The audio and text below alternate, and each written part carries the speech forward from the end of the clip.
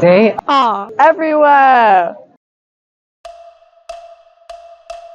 They are everywhere. Sometimes you see them at the bustling crossroads. And sometimes you may smell their presence by the pungence of sandalwood. And they are temples. Being one of the most multicultural cities worldwide, Hong Kong has over 600 temples, shrines, and monasteries.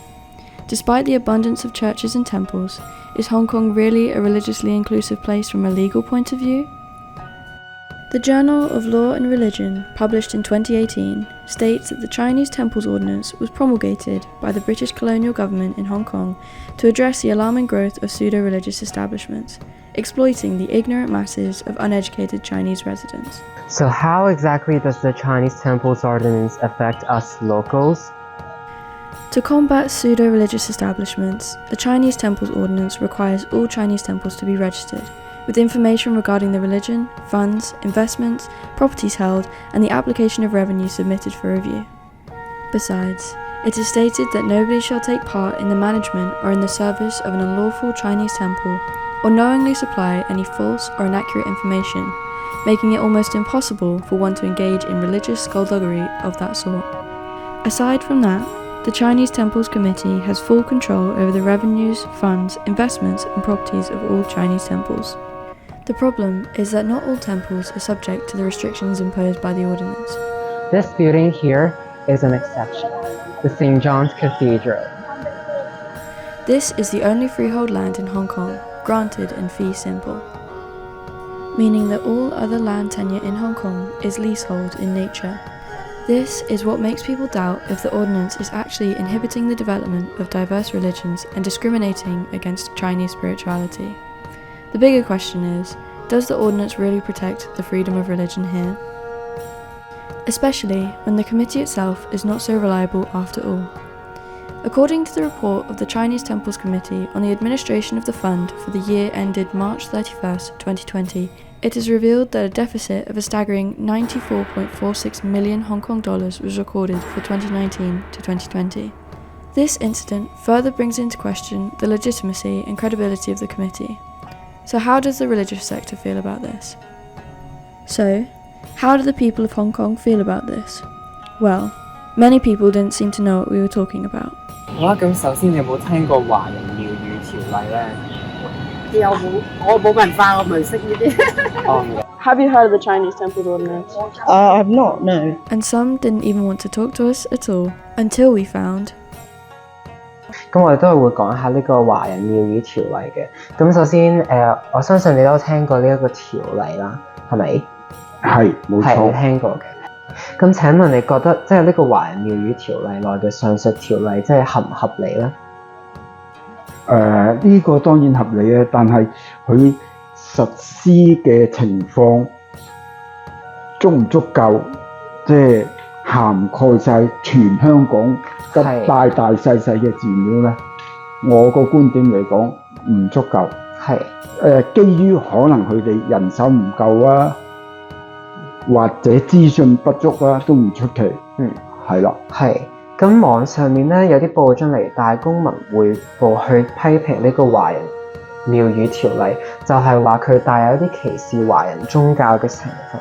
咁你又點樣睇咧？呢個就唔係好清楚啦，未聽過。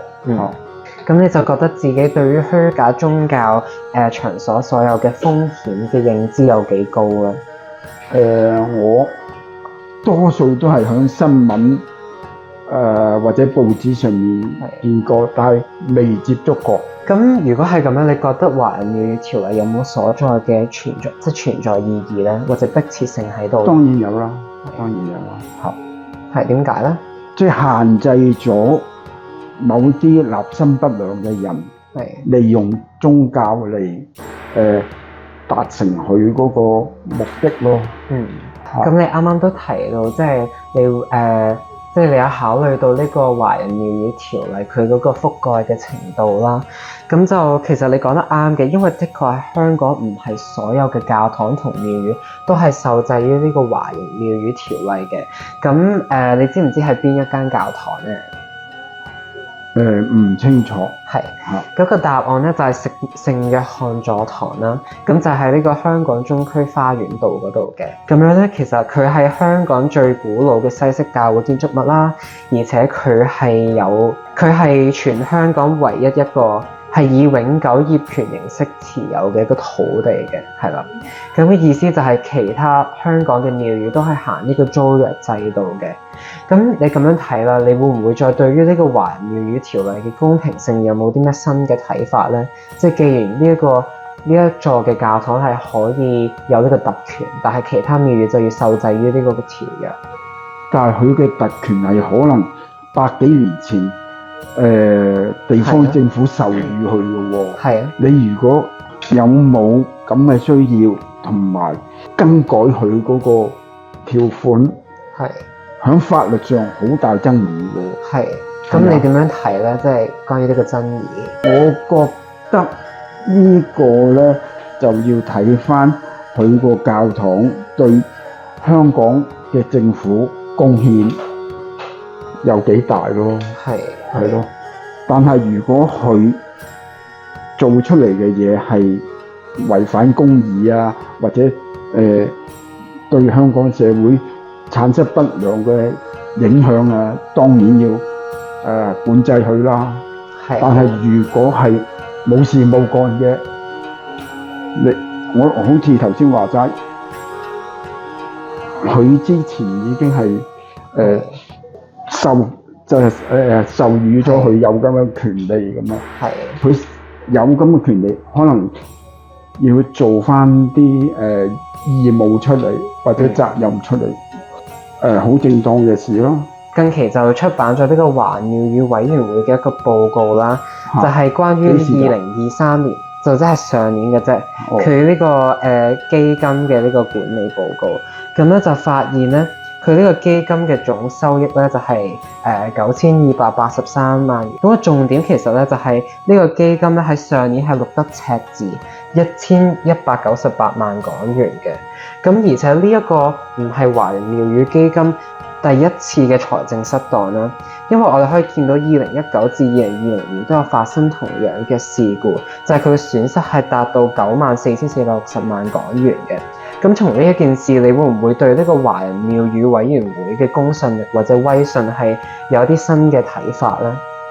咁睇下佢嘅赤字形成嘅原因喎。係。又或者佢因應經濟環境投資債券啊，或者股票有損失唔出奇嘅喎，佢基金運作係咁樣啫嘛。最主要可能係因為個經濟下行啊嘛，所以投資佢個基金相對嚟講投資有損失。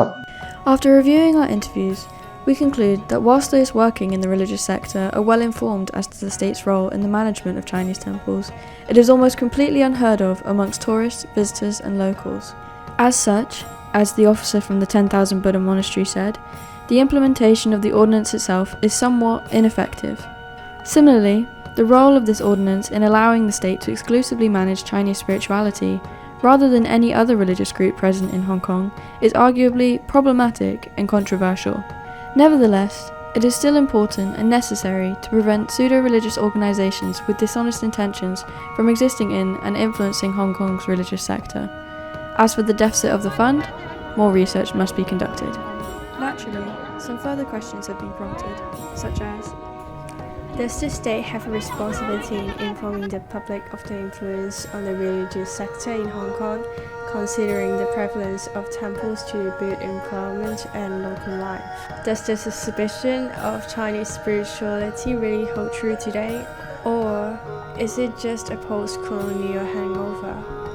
We hope you enjoyed this video and that it will lead to more thought-provoking discussions on the legislative conditions of such a significant feature of Hong Kong's culture and built environment.